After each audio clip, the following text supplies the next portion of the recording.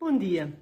Fez agora, no dia 26 de fevereiro, um ano desde que Carlos Moedas ganhou as eleições para a Câmara Municipal de Lisboa, depois de 14 anos consecutivos de governos entregues ao Partido Socialista. Primeiro com António Costa e depois, mais recentemente, com Fernando Medina. O que é que mudou com esta nova governação? Onde é que se notam as principais diferenças? O que é que, no fundo, nós ganhamos com Carlos Moedas? E eu trago-vos aqui 6 pontos. O primeiro ponto, e foi logo dos primeiros que se começou a notar, foi que aumentou muito o escrutínio nos jornais e no debate público sobre os assuntos de Lisboa. Não digo que não existisse nenhum, porque existia um bocadinho.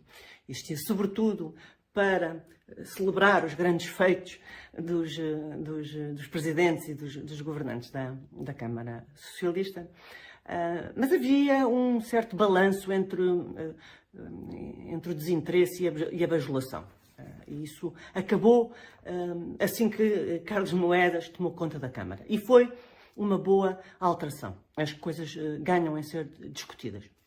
Até porque assim há um verdadeiro escrutínio. Ponto 2.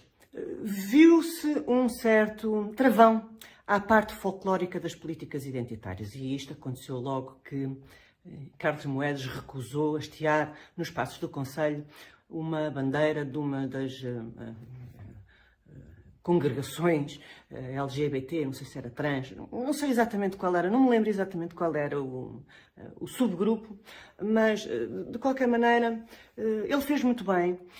Nós, não esquerdistas, nós à direita, temos uma maneira diferente de encarar estes assuntos.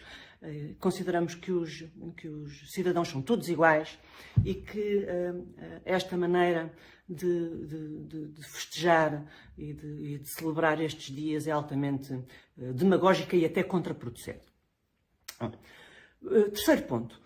O presépio regressou aos passos do Conselho. E isto reconhece a pluralidade de Lisboa e reconhece também a nossa raiz cultural, porque, sim, há muitas culturas, muitos usos diferentes, muitos hábitos diferentes, há uma série de comunidades que vivem aqui em Lisboa. Há muitos anos que é assim e ainda bem que é assim, mas ultimamente, nos anos anteriores, e cada vez mais, o que parecia é que todas as religiões eram bem-vindas, todos os usos eram bem-vindos, exceto a religião católica.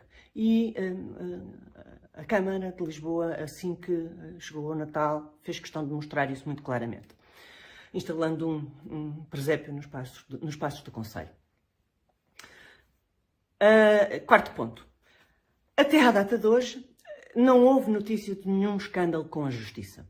E aqui relembro Fernando Medina e Manuel Salgado e as buscas da Judiciária ao Departamento de Urbanismo, entre muitos outros. Enfim, isso agora acabou. Ponto 5. Também não houve nenhum atropelo às regras democráticas fundamentais. Eu já tenho dito que não concordo muito com a maneira como este Conselho de Cidadãos é ouvido e a maneira como muitas vezes estes pequenos grupos de pressão são considerados pelo Governo de Lisboa como interlocutores da cidade, e isso em detrimento dos deputados que efetivamente foram eleitos, e esses sim são indiscutivelmente representantes da cidade. Mas, pronto, isto são subtilezas. Por um lado, anteriormente acontecia muitíssimo mais. Era uma abundância disto, era praticamente os únicos interlocutores que os governantes da cidade de Lisboa consideravam perante eles. Mas isso não é o ponto principal. O ponto principal é os atropelos gravíssimos, e para isto temos a denúncia dos manifestantes em Lisboa, dissidentes do regime de Moscou, de Putin, e que Fernando Medina denunciou à Embaixada da Rússia e ao Ministério dos Negócios Estrangeiros. Fernando Medina não compreendeu que o lugar dele como Presidente da Câmara de Lisboa tinha uma importância diferente até dos outros Presidentes de Câmara, e entre as suas obrigações estava a de assegurar que as pessoas que estão aqui em Lisboa, sejam portugueses, sejam habitantes, sejam visitantes, seja quem for, têm que ter o direito a manifestar-se em liberdade e em segurança, sobretudo em segurança.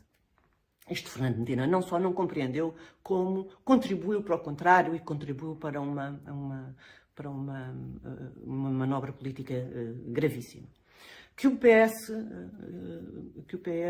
abençoou na medida em que pegou nele e o subiu a Ministro das Finanças. Bom, por fim, há uma alteração substancial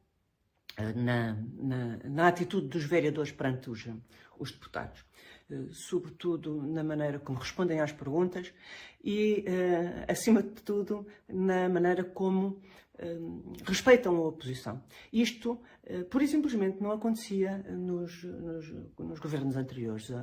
A oposição e os deputados que não eram dos partidos apoiantes eram considerados uma espécie de intrusos e as perguntas, as críticas, os comentários que se faziam eram quase como tomados como uma certa insolência, não é? Eles eram governantes, são a esquerda tem o direito a estar ali, tem o direito a governar e a governar em paz, descansadamente, sem ter que estar ali a ouvir uma espécie de fedelhos que estavam ali para os perturbar.